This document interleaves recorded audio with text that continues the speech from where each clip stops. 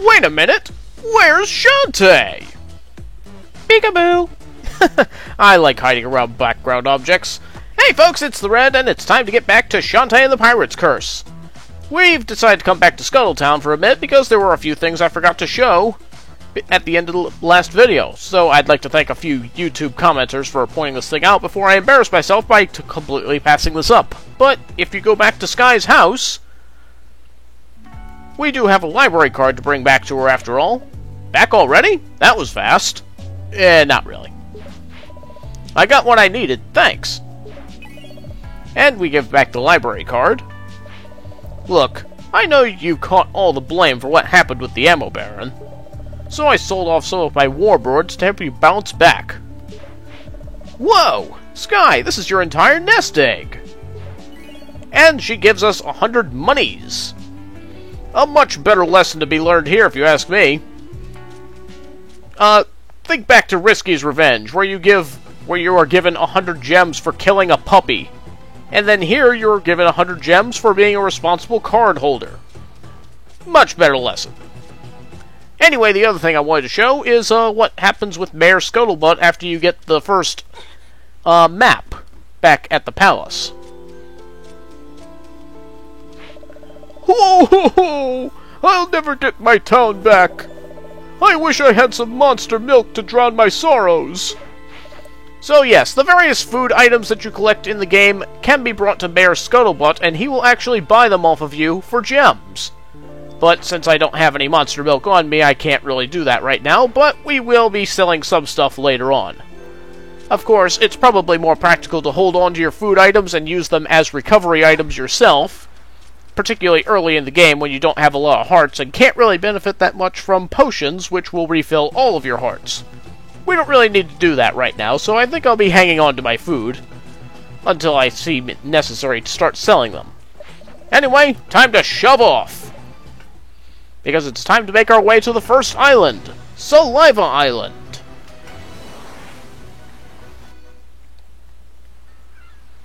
Check it out, a lighthouse with blue fire. It's fancy. This is it! Saliva Island! Unless we can find another map, this is the end of the line. I'm ready for anything. Snazzy outfit. Where did you get those clothes? Below deck. There was all kinds of fun stuff to wear. Most of the clothes were much too roomy, though. I wonder why. Stay away from my personal effects! Gosh, I've never been so far from the mainland. It's pretty here. Don't be deceived. The Pirate Master draws power from this place. There's a den of evil hidden somewhere on this island. You're going to find it. What about you? You're not coming? Not this time. But I'm sure if we work together... She really wants this to become a teamwork thing. I said no and I meant it. I have my reasons. Oh, I see. You're scared! How dare you! I will get you like a mackerel. Sheesh, learn to take a joke. And get out of that silly outfit. Aw, you're no fun. I agree, I rather like that outfit. I'm ready. Really, when I saw all the concepts of this game, I kind of figured that Shantae was going to be wearing that outfit throughout the course of the game. And indeed, there will be some parts where we do get to see her in that outfit. Just not yet. Anyway, here's the first part of the island. It's not terribly difficult. Probably the hardest enemies are those giant red frogs there.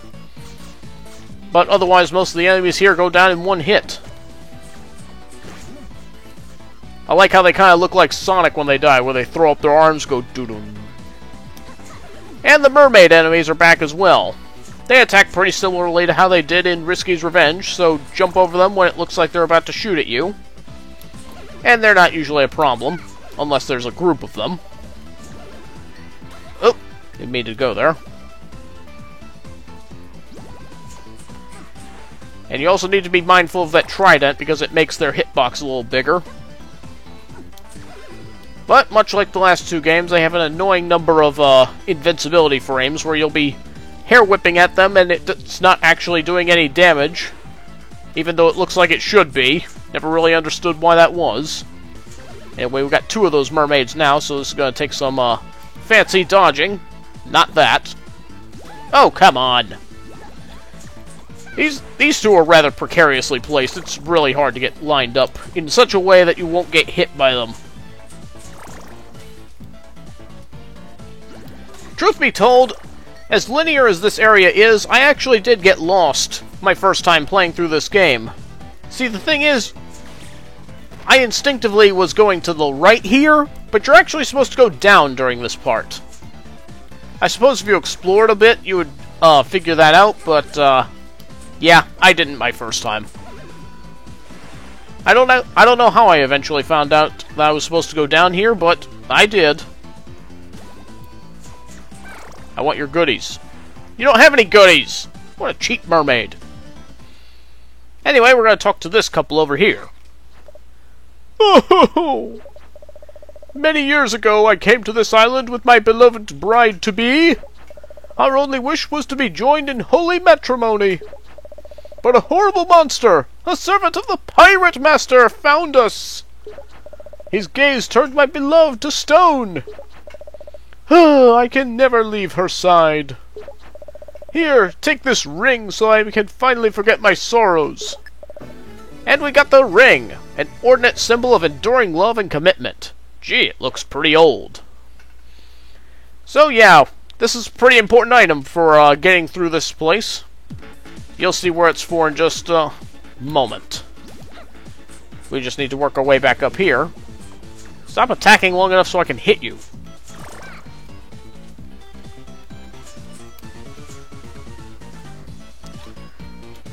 Just be careful of where you're landing, and getting up here shouldn't be too terribly difficult.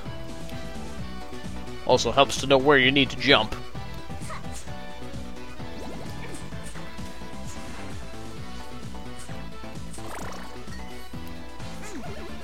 Yeah, some of the enemy placements here can make things a little tricky.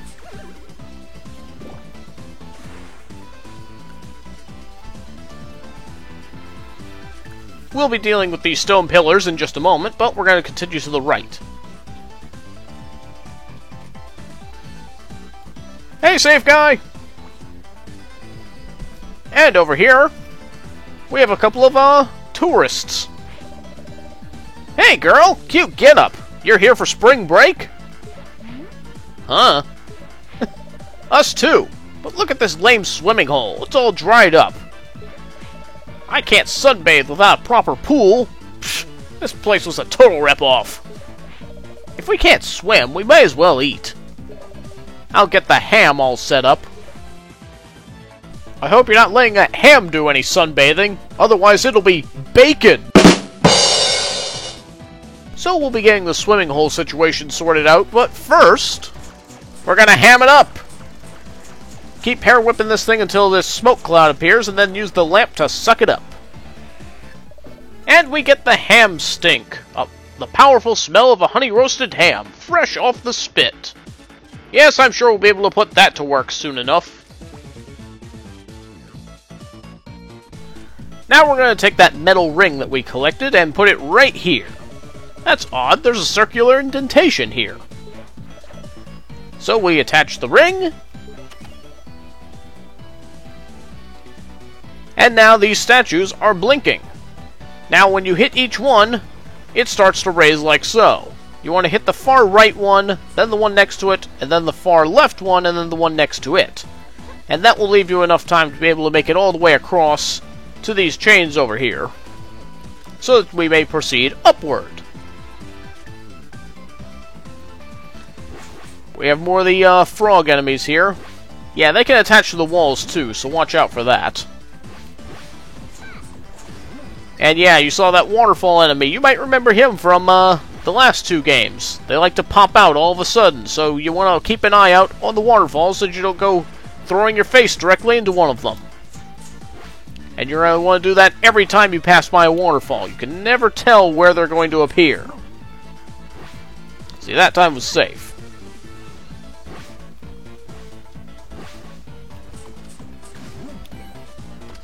Having a hair upgrade before coming here definitely helps out. So if you can get it, do it. Whoops, didn't mean to fall there. And I'm forgetting where the monsters are. Brilliant! Things are going swimmingly. Oh, you would!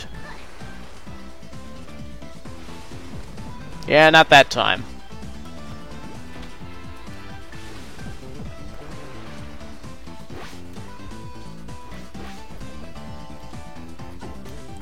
Okay, gotta try this again. This time with less dumb. Come on, get out of my landing space.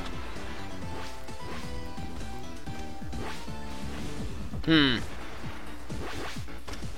plan. Jump at me again. That would be ideal. Okay, fine. You bother me. Oh yeah, nifty little shortcut over here, actually.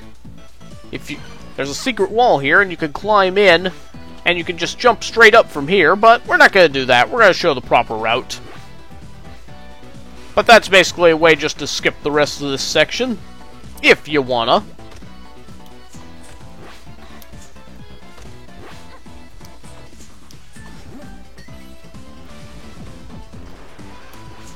Oh!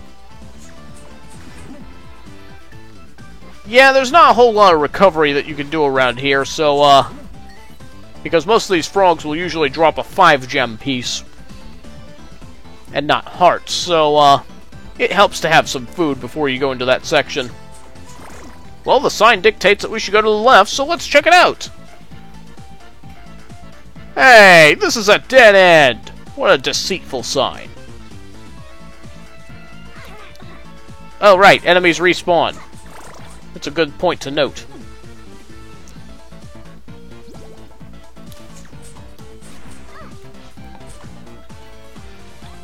Yeah, I've been kind of taking a beating in this stage, but I'm going to try to avoid using a health recovery if I can. But yeah, the little snakes are back, and they constantly spawn unless you have enough gems on screen to make them not appear.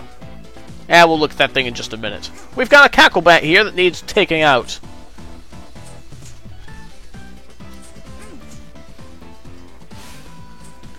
They pretty much all follow the same attack pattern, so they're not going to be too much of an issue. And just for a proof of concept, you could be pretty much any distance away from that thing and it'll come straight to the lamp. Just make sure it's on screen. Alright, let's see what's going on over here. It's a Giga Lummox. Wow, this thing's enormous. What's this sign say? Caution, Giga Lummox may become aroused by travelers smelling of ham. This game is rated E10, folks. Release the ham stink? Well, why not? Shantae releases the ham stink. And it knows right where to go.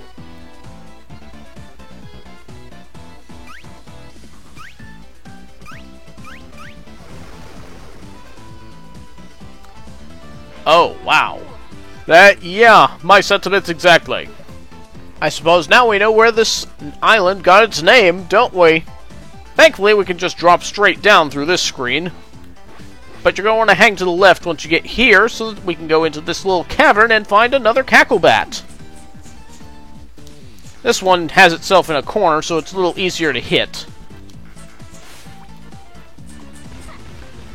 So, it's not terribly difficult to deal with. And that's our fourth dark magic in the bag. And so let's continue downward. Where the girls are waiting for us. Hey girl, you got the water turned on. Let's all hit the pool. Wait, you said it, girlfriend. What the heck? Yeah! E10, folks! What's this? My porcelain baby fresh skin is too much for the sun! Mine too! The light is bouncing off! E10! Be careful not to cross the beams! And their shiny baby skin causes the lights to turn on. And somehow by doing this we get the Petrify spell, a petrification spell revealed by ancient runes. That's not water, is it? The pool is full again, and it smells like bath salts. The water is really, really warm, and kind of viscous. I'm getting out of here. I'm not sticking around for that. The splashing around. Too much! Anyway, let's head on back downstairs. Let's try to avoid all these enemies here. I'm really tempted to use one of these food items, but that won't be necessary because we're already where we need to be. You found something? Yeah, a Petrify spell. Could it be? You found it! The spell that turned my beloved to stone! At long last I can reverse its effects! Hush, my beloved, whilst I speak the sacred words. Ahem. Petrify! Not the most elaborate spell in the world, is it? And yeah, imagine that. The Petrify spell petrifies you. But now the additional weight of our new statue, buddy, has caused the floor to give way. And with that, we have opened the way to the first labyrinth of the game. Whoopsies. Well, this video went on a little longer than I planned it, so we're going to go ahead and call it here, and we will check out this labyrinth in the next video. We'll see you then.